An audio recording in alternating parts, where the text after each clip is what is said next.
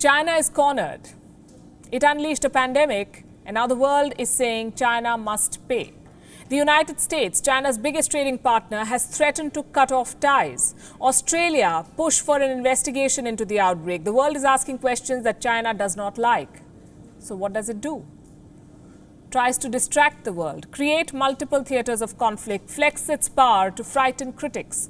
China is asserting itself in the South China Sea. It is challenging American positions on the high seas. It is hitting back at Australia with tariffs and bans. And now China is needling India. It is creating tensions at the border, especially in Ladakh, a story that we've been tracking closely, reporting about since the beginning. Tonight, we bring you the complete picture, exactly what is happening in Ladakh. Why are tensions rising? What is the Chinese military up to here, and how is India responding? First, to the ground situation. It is precarious in Ladakh. Reports say the Chinese military is increasing its troop presence. The PLA is sending a clear signal it will not back down just yet. Here's what we have learned. Two different reports say that the Chinese have bolstered their presence.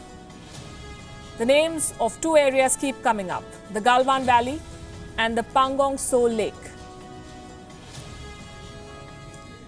In the Galwan Valley, reports say that the Chinese have erected 100 tents.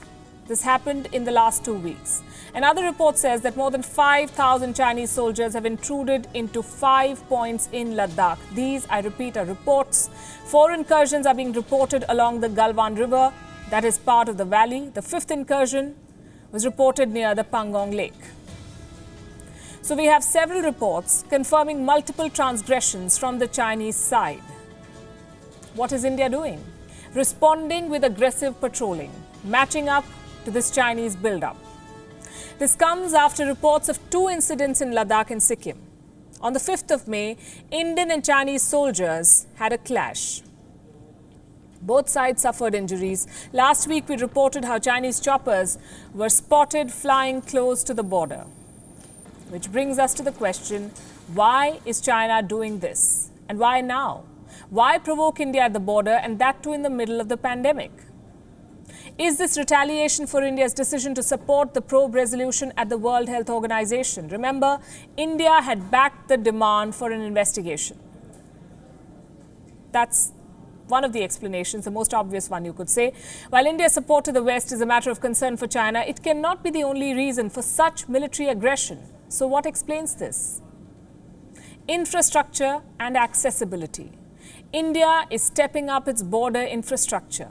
This allows quick mobilization. This also brings troops from both sides in closer proximity and increases chances of a flare-up.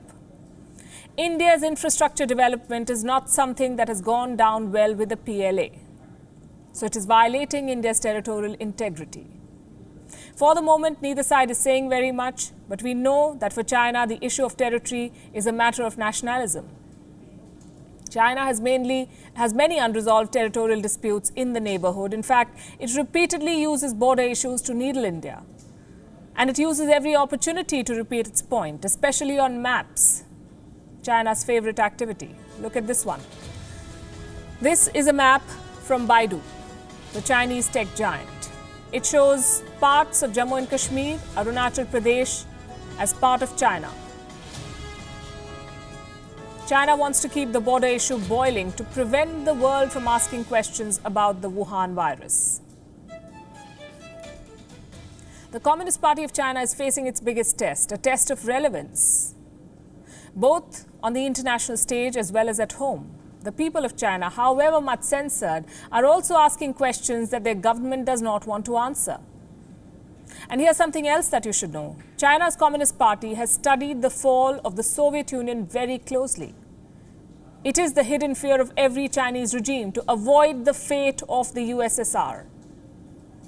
So China's rulers are doing what they know best, deflecting blame and responding to international rebuke with repeated and constant provocations through territorial violations.